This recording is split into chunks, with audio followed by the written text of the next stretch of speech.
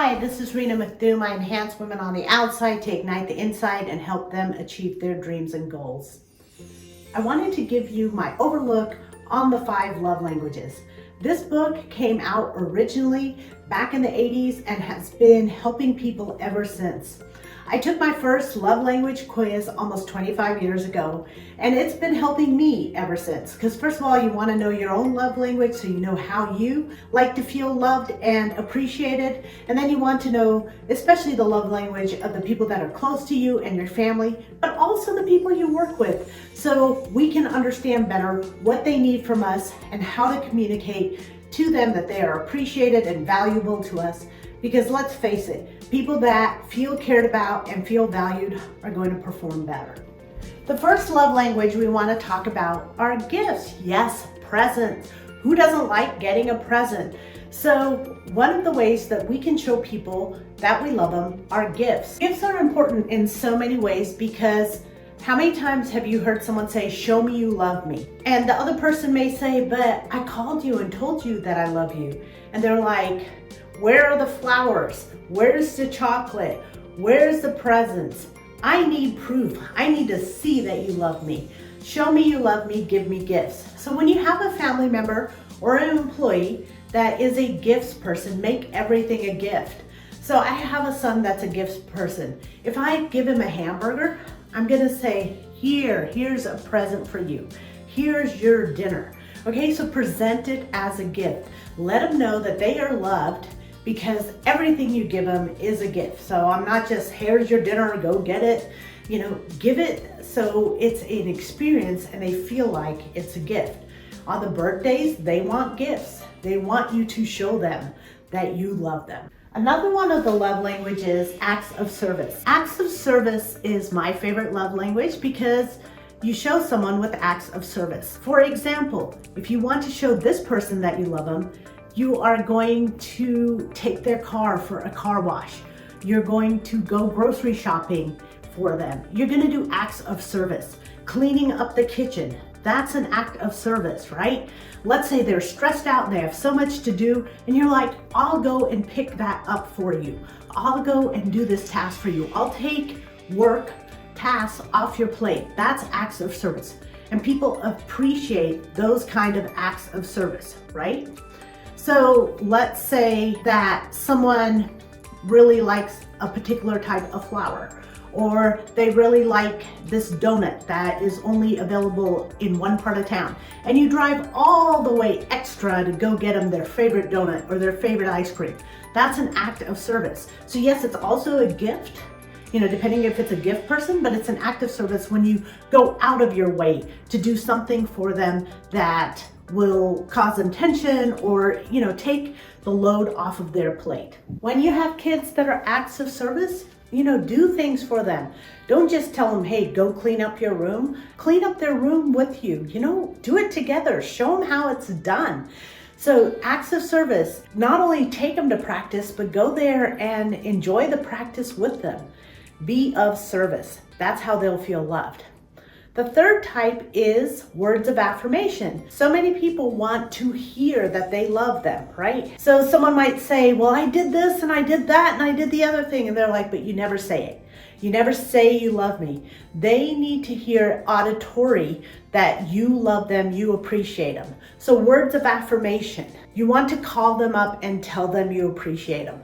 Call them up and say that you love them. If it's at work, call them into the office and say, "You did a great job on this report. You really did well when you were making this video. I really like the way you handled the office luncheon today." They need to hear your feedback, that you appreciate them and that you love them. So it's not okay, like write it in a card. A card is kind of like a gift, right? They need to verbally hear you say that. So what I did when my kids were young was I recorded them each a cassette tape and then a CD every night of me telling them how incredible I thought they were. So when they were little babies, they would go to bed every night listening to the CD of my voice affirming them. Of course, they were babies, so I didn't know their love language, but I knew I had words of affirmation covered. and they would know that I was there and how I felt about them and how much I valued them and how much I loved them. The fourth way someone would receive love and affirmation and affection is through quality time. They want to spend time with you. They just want to be with you. They want to run errands with you. Quality time, they might just say, hey, will you just sit here while I watch the game? Just sit and watch them, be with them, quality time. With a quality time person, you might say, but I sent you this big gift for your birthday and I call you all the time. But if you don't go there and visit them and you don't spend time with them, then they don't feel loved. So they're always trying to get you to come over. They're trying to do things where we're spending time together, because quality time is how they show people that they love them and how they receive love. So it's going to be taking vacations together, spending time together, going and visiting them. I knew my grandmother was a quality of time person, and as she got older, there was nothing she wanted. She just wanted you to come to her house and hang out at her house and sit in her house. And she just wanted to be able to tell everybody that her grandkids were here, her house was full, and that she had things going on. She just wanted that quality of time. The final way that people receive love and affirmation is through physical touch. Physical touch is so critical. There are so many stories of babies that are not touched, that wither away and die, and just that physical touch makes such a huge difference. People that we live in this world, we're not really touched that much, and with the last 2 years and all the distancing between people, it's come even less. Sometimes people need that physical touch so they know that you love them. Your kids may need a hug or someone just to hold hands with, right? They just want to hold your hand. They want to have some kind of touch. Now, one of the things I did when my kids were younger, because again, I didn't know if they were gifts or acts of service or a physical touch or words of affirmation, but every night I would give them a massage. I would take some great smelling lotion and rub it on their arms and legs every night and talk to them. So that was quality time, right? Words of affirmation and physical touch, because I wanted them to know that touch, that connection. If that's how they felt loved, that I was there and I was willing to give them the physical touch so that they would feel loved. And you just want to know, how does that person receive affirmation? How does that person feel appreciated? How does that person feel loved? Because we attract people that are opposite of us, right? We don't want the same type of people.